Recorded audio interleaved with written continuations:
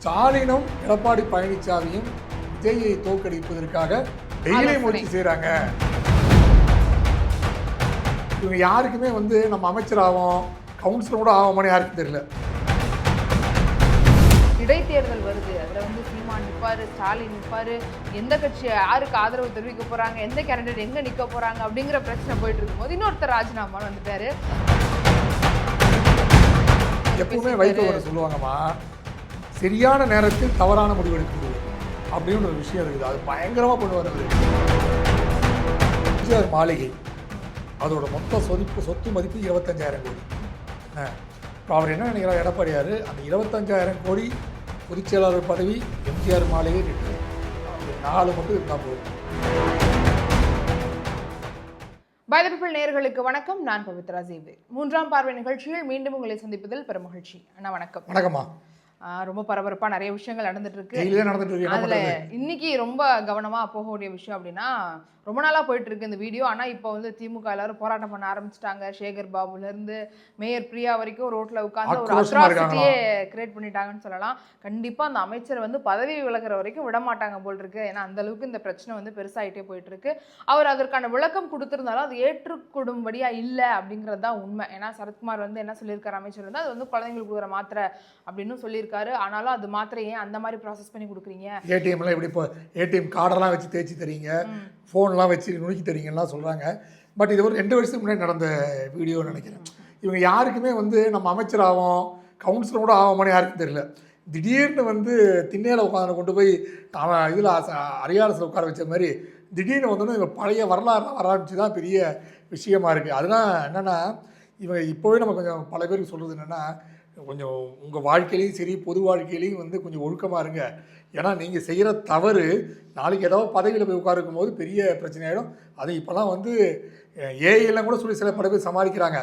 But அதெல்லாம் இப்போ சமாளிக்கவே முடியாது. நீங்கள் அந்த ஆப்பில் போட்டது ஏஐ இல்லையான்னு தெரிஞ்சும் இல்லையா? ஸோ கொஞ்சம் உஷாராக இருங்க. மாட்டிக்கிட்டார் இவர். இப்போ விஜய் என்ன பண்ண போகிறாருன்னு தெரியல இல்லையா? கண்டிப்பாக அவங்க சைடில் இருந்தும் நடவடிக்கை எடுக்கப்படும்னு சொல்லியிருக்காங்க அப்படிங்கிறதா. ஏன்னா கவர்மெண்ட் இதுக்கு ஏன்னா வழக்கு பதிவு செய்யப்பட்டிருக்கு. ஒரு அட்வொகேட் கூட இதுக்காக வழக்கு பதிவு செஞ்சுருக்காங்க. ஸோ விசாரணை நடைபெறும். அதோட உண்மைத்தன்மை என்ன அப்படிங்கிறத வச்சு இது நிரூபிக்கப்பட்டுச்சுன்னா கண்டிப்பாக ஒரு மேலே நடவடிக்கை எடுப்பாங்க அப்படிங்கிறதா நம்ம எதிர்பார்க்கிறோம். ஆனால் இந்த விஷயத்த திமுக சூப்பராக எடுத்து ஹேண்டில் பண்ணுறாங்களே. ஏன்னா எதிர்கட்சினா அதை செய்யறது வழக்கம் தான். ஆனால் இந்த இதில் அவங்க ஒரு அமைச்சர் முன்னாள் அமைச்சர்கள் எல்லாருமே பேசுகிறாங்க. மாசு பேசுகிறாங்க, வீட்டில் தண்டத்துக்கு உட்காந்துருந்தாங்க. ஐயோ சிக்கனாடா ஒருத்தன் அப்படின்னு வந்துட்டேன், கிளம்பிட்டாங்க. இன்னும் இவங்க கனிமொழியாக்காலாம் நீங்கள் வெயிட் பண்ணோம். மெழுகுவர்த்தி போராட்டம் நடத்துவாங்க, மெழுகுவர்த்தியில் பேரணி பண்ணுவாங்க. இன்னும் ஸ்டெப் பை ஸ்டெப் அந்த ஷெட்யூல் போடுவாங்க ஒவ்வொருத்தருக்கும் என்னென்னட்டு. ஸோ ஷெட்யூல் போட்டுட்டு வந்துட்டு இருப்பாங்க. அது இல்லாமல் இப்போ என்னென்னா, இப்போ எல்லா அமைச்சரும் நினைப்பாங்க நம்ம என்ன பண்ணோம் பழசு ஒரு 10 வருஷம் என்ன பண்ணியிருக்கோம், டெலிட் பண்ணிடுவோமா, இல்லை சிக்கிடுவோமா, நம்ம சரி பழைய வரலாறு போவோம், ஃபேஸ்புக் போவோம், இன்ஸ்டாவில் போவோம், என்னெல்லாம் போட்டோமோ அதெல்லாம் டெலிட் பண்ணுவோம். இப்போ களத்தில் இறங்கியிருப்பாங்க. திமுகவும் இப்போ திமுகவில் பார்த்தீங்கன்னா அந்த ஜென்சின்னு ஒரு கோஷ்டி கிளம்பி ஐயோ அந்த வீடியோ பார்த்தீங்களான்னு, அது ரொம்ப தவறான ஒரு விஷயம். எல்லாருமே கண்டிப்பாக. ஏன்னா அவங்க ஒரு தாய்மாரு, அவங்க கை குழந்தை எடுத்துகிட்டு போகிறாங்க. போக வேண்டிய இடத்துலலாம் பால் ஊட்ட வேண்டிய அவசியம் இருக்குது. அவங்க அதோ அவங்களுடைய பதவி அதுக்கு முக்கியத்துவம் கொடுக்கணும். அந்த இடத்துலாம் போய் அந்த வேலை செய்யணும்னு குழந்தைய தூக்கிட்டு எல்லா இடத்துக்கும் போகிறாங்க. ஆனால் அதையே ஒரு நகைச்சுவை தன்மையாக கொண்டு போய் பேசுறது அது ஏற்றுக்கிற மாதிரி இல்லை. இவங்க தான் பெண் உரிமை, சமூக நீதி எல்லாத்தையும் வாழ்க்கையிலேயே பேசுறீங்கல்ல. இப்போ பார்த்தீங்கன்னா 100 நாள் வேலை திட்டத்துக்கு போகிற தாய்மார்கள் கூட குழந்தைய கொண்டு போகிறாங்க. அது இல்லாமல் பார்த்தீங்கன்னா நெதர்லாண்டு பிரைம் மினிஸ்டர் குழந்தைய கொண்டு போகிறாங்கன்னு சொல்லும்போது ஆகா எப்பேற்பட்ட பெண் புரட்சி பேசுகிறீங்கன்னு சொன்னவங்க, நீங்கள் ஒரு ட்ராமா செட்டு போட்டுட்டு அந்த ட்ராமா செட்டில் அந்த பல்லவின்ற அந்த பெண்மணியை ஒரு சட்டமன்ற உறுப்பினரை ரொம்ப தவறான விஷயத்தில் இது நீங்கள் நையாண்டின்னு பெற்ற லெவலில் ஏற்கனவே உங்களுக்கு 0ல் போயிட்டுருக்கு. -2 -2 -3ல் போயிட்டுருக்கு. ஸோ இது மாதிரி பிரச்சனைலாம் போகும்போது இன்னும் -20 20 30 40ல் போயிட்டுருக்கு உங்களுக்கு. ஸோ பெண்களை கொஞ்சம் மதிக்க கற்றுக்கோங்கன்னு ஏற்கனவே சொல்கிறோம். இதெல்லாம் ஏற்படலாம் மைனஸ் ஆச்சு. திருப்பி நீங்களே உங்கள் ஜென்சி குழுவை வச்சு மைனஸ் ஆகிடாதீங்கன்னா சொல்லுங்கள். சர்காஸ்டிக்காக பேசுறதும் உரிமை, அது தப்பு இல்லை. ஆனால் எதை எடுக்கணும், எதை அந்த மாதிரி விமர்சனத்துக்கு உள்ளாக்கணுங்கிற விஷயம் இருக்குது. இது ரொம்பவே கண்டிக்கத்தக்கது. அது எல்லாருமே சொல்லிட்டு இருக்காங்க, நம்மளும் சொல்கிறோம். அவங்க இனிமேல் அடுத்தடுத்து இந்த மாதிரி வச்சு ஏதாவது மக்கள் மனசை கவரணும்னு நினச்சி அவங்களே உள்ளே மாட்டிக்கிறாங்க. அதுதான் உண்மை நிலவரம் அப்படிங்கிறத சொல்கிறோம். இன்னொரு முக்கியமான விஷயம் என்ன அப்படின்னா, நிறைய பேருக்குள்ளே இருக்க பிரச்சனை இடைத்தேர்தல் வருது. அதில் சீமான் நிற்பார், ஸ்டாலின் நிற்பார், எந்த கட்சி யாருக்கு ஆதரவு தெரிவிக்க போகிறாங்க, எந்த கேண்டிடேட் எங்கே நிற்க போகிறாங்க அப்படிங்கிற பிரச்சனை போயிட்டு இருக்கும்போது இன்னொருத்தர் ராஜினாமான்னு வந்துட்டாரு. அதிமுகல இருந்து இன்னொரு விஜயபாஸ்கர், 7 எம்ஆர் விஜயபாஸ்கர், ஆமா அவரும் வந்துட்டாரு. இப்போ இவங்களும் சேர்ந்து தான் இணைவாங்கன்னு நினைக்கிறேன். ஏன்னா ஏற்கனவே இது தள்ளி போகிறதன் காரணம் வந்து இந்த ஈவெண்ட்லாம் இருக்குன்றனால 2ஆம் தேதி கிட்ட விஜயபாஸ்கர், விராலிமலை விஜயபாஸ்கர் வந்து சேருவார். அப்போ இன்னைக்கு அப்பயே இவரும் சேர்ந்துருவார். அதுக்கு நடுவில் வேற யாராச்சும் வெளியே வருவாங்களா அப்படிங்கிறதும் போயிட்டு இருக்கு. 2 பேரும் எதிர்பார்த்தோம்ல மேடம். அது முடியாது. கடையினரும் எதிர்பார்த்தோம், இது சீர்காழி எதிர்பார்த்தோம். 2 பேரும் டாடா பை பை அப்படின்னு சொல்லிட்டு நாங்க ராஜினாமா பண்ண மாட்டோம். அதான் அது ஒரு மீம்ஸ் போட்டிருந்தாங்க. சொல்றது சொன்னேன், இந்த சோஃபா வாங்குறதுக்கு முன்னாடி சொல்லிடக்கூடாதப்பா.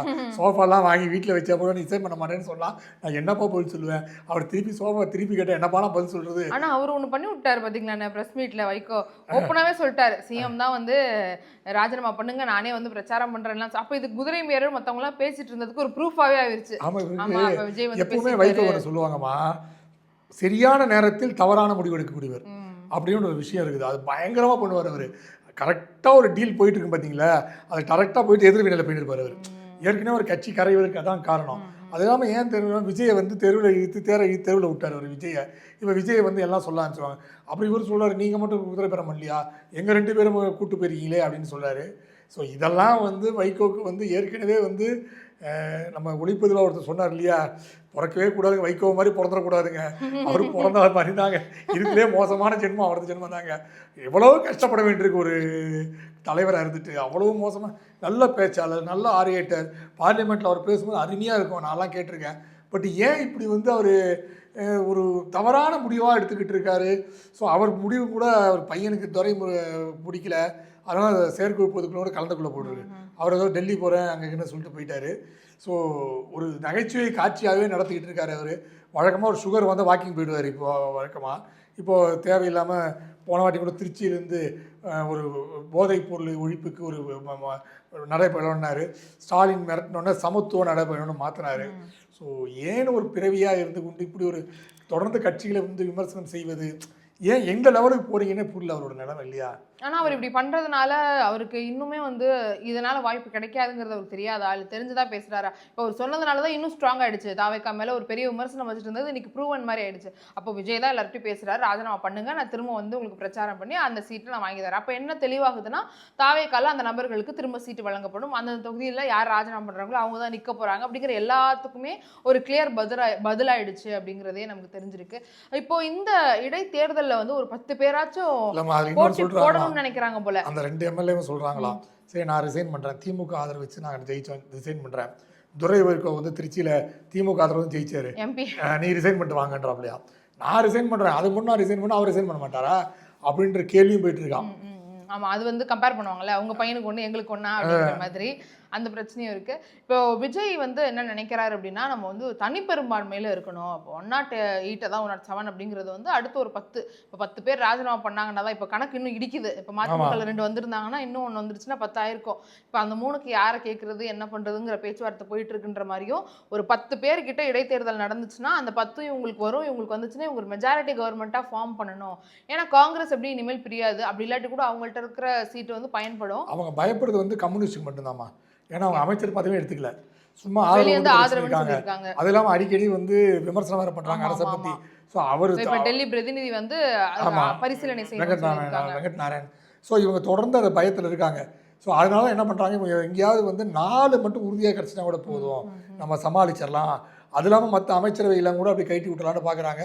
இப்போ நீங்கள் சொல்கிறபடி 4 தேவைப்படுது இல்லையா, அது எப்போ இன்னும் 4 பேர் யார் வருவான்னு தெரியல. இன்னும் வேலுமணிலாம் பேசிட்டு இருக்காங்களாம். ஏன்னா வந்து இப்போ சட்டமன்றத்திலையுமே வெளிநடப்பு செய்யும்போது அவர் வரல அப்படிங்கிறது, அப்புறம் போய் கை கொடுத்து அவர் விஷ் பண்ணாரு விஜய்க்கு. ஸோ விஜய் ஆதரவில் தான் அவங்களாம் இருக்கிறாங்க. சிவி சண்முகம் கூட இன்னும் வெளிப்படையாக எதுவும் பேசலை. ஸோ இவங்களாம் அடுத்தடுத்த கட்டங்களில் வர்றதுக்கு வாய்ப்பு இருக்குது அப்படிங்கிறது. ஆனால் இது அதிமுகக்கு எவ்வளோ பெரிய பேர் இழிவாக இருக்கும். ஏன்னா வந்து அவங்க கட்சியை கொஞ்சம் கொஞ்சமாக வலிவின்மையை நோக்கி போய்கிட்டே இருக்குது, எல்லாரும் வெளியே வந்துட்டே இருக்காங்க. எதிர்காலத்தில் இந்த கட்சி எப்படி போய் சேரும், யார் தலைமை எப்படி இருந்தாலுமே வந்து கட்சியுடைய அமைப்பு, அதில் இருக்கக்கூடிய நபர்கள் தான் ரொம்ப முக்கியம். இல்லை மேடம், உங்களுக்கு தெரியும், உங்களுக்கு தெரிஞ்சிருக்கும், அந்த எம்ஜிஆர் மாளிகை அதோட மொத்த சொத்து மதிப்பு 25,000 கோடி. என்ன இப்போ அவர் என்ன நினைக்கிறார் எடப்பாடியார், அந்த 25,000 கோடி பொதுச்செயலாளர் பதவி, எம்ஜிஆர் மாளிகை, ரெட்டலை, இது 4 மட்டும் இருந்தால் போதும் நமக்கு. வேற யாருமே வேண்டாம். வேறு யார் எல்லாம் கெட் அவுட் அப்படின்ட்டார் அவர். ஒருத்தனும் வராது கெட் அவுட் அப்படின்ட்டார் அவர். இப்போ பாருங்க போட்டு வந்தவங்க கூட துணை பொதுச் செயலாளர், அதுக்கப்புறம் வந்து அமைப்பு செயலாளர் இப்படி தான் போஸ்டிங் போடுறாரு. அதன் பின்விளைவு தான் இதெல்லாம். ஒரு பவர்ஃபுல்லான போஸ்டிங் போட மாட்டேன். ஏன்னா எப்பவும் மாவட்ட செயலாளர் தான் பவர்ஃபுல்லான போஸ்டிங். வெளியே போனவங்களும் ஒரு மாவட்ட செயலாளர் போடவே இல்லை, அவர் அப்படியே டீலில் விட்டார். ஸோ இவரோட கற்பனை என்னென்னா, நம்ம வந்து கட்சியில் இருந்தால் போதும், ஒரு 25,000 கோடி அந்த எம்ஜிஆர் மாளிகை ரெட்டை இலை பொதுச் செயலாளர், அதிமுகவோட பொதுச் செயலாளர் நான் தான் இருந்தால் போதும். அந்த ரெட்டலை கரைஞ்சாலும் சரி, கரையாட்டாலும் சரி, வந்தாலும் சரி, வரலனாலும் சரி, உங்களுக்கு ஒரு 25-30% வாக்குகள் இருந்துக்கிட்டே இருக்குது. ஸோ அதில் ஒரு பிரச்சனையும் கிடையாது.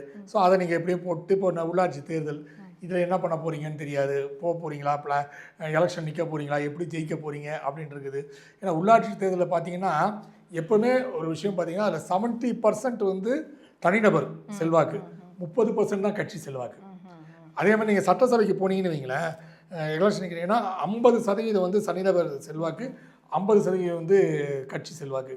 பார்லிமெண்ட்டில் நின்னீங்கன்னா 70% வந்து கட்சி செல்வாக்கு, 20% தான் வந்து தனிநபர் செல்வாக்கு. ஸோ இப்போ உள்ளாட்சி தேர்தலில் அந்தந்த இடத்துல ஸ்ட்ராங்காக இருக்கக்கூடிய அண்ணா திராவிட முன்னேற்ற கழகம் சேர்ந்தவங்க அந்த இடத்துல ரெட்டலையில் போட்டியிட்டா, அதுவும் குக்கிராமங்கள் போட்டியிட்டா அவங்களுக்கு ஒரு பெரிய இது கிடைக்கும். ரெட்டலைன்றது பெரிய விஷயம் இருக்கும். ஸோ அதுக்காக தான் பலரும் வெயிட் பண்ணிட்டு இருக்காங்க. அதனால் அந்த ரெட்டலைங்கிறது வந்து ஒரு மிகப்பெரிய பொக்கிஷம் எம்ஜிஆர் ஏற்படுத்தி கொடுத்தது. ஸோ அது வந்து கலைவு அவளை சரி கலைஞ்சிடாது. அது பாட்டு அந்த பர்சன்டேஜாக போட்டு மெயின்டைன் ஆகிட்டு இருக்கும். இந்த 70% 70 லட்சம் பேர் ஓட்டு போட்டாங்கல்ல, ஒரு 10 லட்சம் குறைஞ்சிச்சுன்னு வைங்க, அடுத்த விட 60 லட்சம் ஓட்டு இருக்கும். அவ்வளோதான். ஆமாம். ஸோ அது பாட்டு ஓட்டிட்டு இருப்பாங்க அவங்க. அந்த பிரச்சனை இல்லைங்கிறதுனால அவர் இப்படியே போயிட்டு இருக்காங்க அப்படின்னு நினைக்கிறேன். ஆனால் இது தாவேக்காக்கு ஒரு பெரிய மைனஸ் ஆகுமோ அப்படின்னு எனக்கு தோணுது. ஏன்னா வந்து ஏற்கனவே அவங்க குதிரை பேரம் தான் பண்ணுறாங்க. ஓப்பனாகவே தெரியுது அதிமுகல இருந்து ஒருத்தட்டையும் பேச்சுவார்த்தை நடத்தி வெளியே வர வைக்கிறாங்க அப்படின்னு. அதிமுக கிட்டே ட்ரை பண்ணியிருக்காங்கன்றதும் அம்பலம் ஆயிடுச்சு. ஸோ இந்த மாதிரி மற்ற கட்சிகளை, முக்கியமாக அதிமுக ஊழல் கட்சி அப்படின்னு தான் வந்து பிரச்சாரம் பண்ணியிருந்தாரு விஜய் அவர்கள்.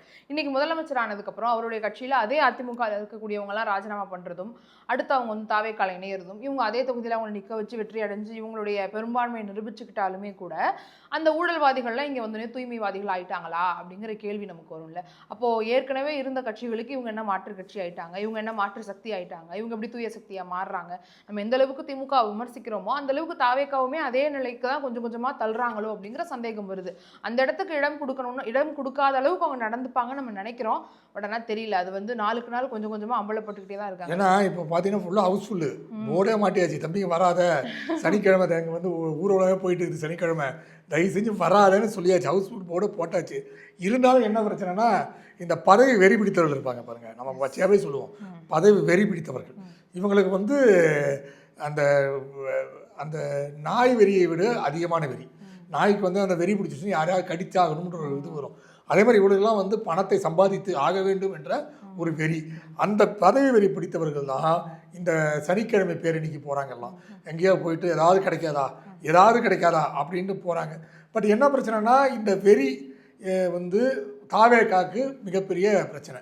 ஏன்னா வந்து இந்த வெறி பிடித்தவர்கள் போய் அங்கே கடித்து வச்சாருன்னா அங்கே ஊழல்ன்ற ரேபிஸ் வந்து அங்கே சேர்ந்துடும். ஸோ அந்த ரேபிஸை வந்து திருப்பி குணப்படுறது கஷ்டம் அங்கே. அதனால் எவ்வளோ ஊசி போட்டாலும் ரேபிஸுக்கு சரி பண்ண ஒரு ஊழல்ன்ற ரேபிஸை. ஸோ அது வந்து விஜய்க்கு தான் மிகப்பெரிய தலைவலியாக போகும். ஸோ இவங்கெல்லாம் போகிறாங்க. இப்போ வரலாம் எல்லாத்துக்கும் 50 வயசு. எனக்கு தெரிஞ்சு நம்ம விஜயபாஸ்கர் மட்டும்தான் கம்மியான வயசு, ஒரு 40-45 அவ்வளோதான், 40-45 வயசு இருக்கும். மற்றவங்க எல்லாமே 60-65 வயசு 70 வயசு தான் எல்லாம் போகிறாங்க. ஸோ இவங்கெல்லாம் பேசாமல் அரசியல் அனாதைகள் சரணாலயமாக இருக்குது. எனக்கு தெரிஞ்சு இவங்கெல்லாம் தயவு செஞ்சு வீட்டில் உட்காந்து பேரம்பேத்திகள் ஏதாவது சொல்லி கொடுத்துட்டு அப்படியே வந்து இருக்க வரப்பு வயரெல்லாம் போய் பார்த்துட்டு இருந்தாலே நல்லது.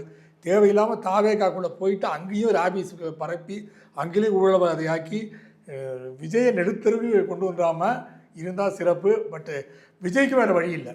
ஏன்னா அங்கங்கே ஆட்கள் தேவை. அந்தந்த இடத்துல வந்து இப்போ தொழிற்சங்கத்துக்கு ஆள் கிடையாது. அவங்களாம் போகணுன்னா கமலக்கண்ணன்லாம் கொண்டு போனாங்கல்ல. ஸோ இதெல்லாம் கொண்டு போகிறாங்க. அதை கொஞ்சம் குறைத்து கொண்டால் நல்லாயிருக்கும். இல்லைன்னா கட்சி சீரழிந்து விடும் தாவே காண்பது. மத்திய நிதி அமைச்சர் நிர்மலா சீதாராமன் அவர்கள் முக்கியமான விஷயம் பேசியிருந்தாரு புதுச்சேரியில். நீங்களே பார்த்துருப்பீங்க. அவங்க பேசினது எல்லாருக்குமே இன்னைக்கு ஒரு டாப் ஆஃப் தி டவுன். இது ஓகே தானப்பா அப்படின்ட்டாங்க அவங்க.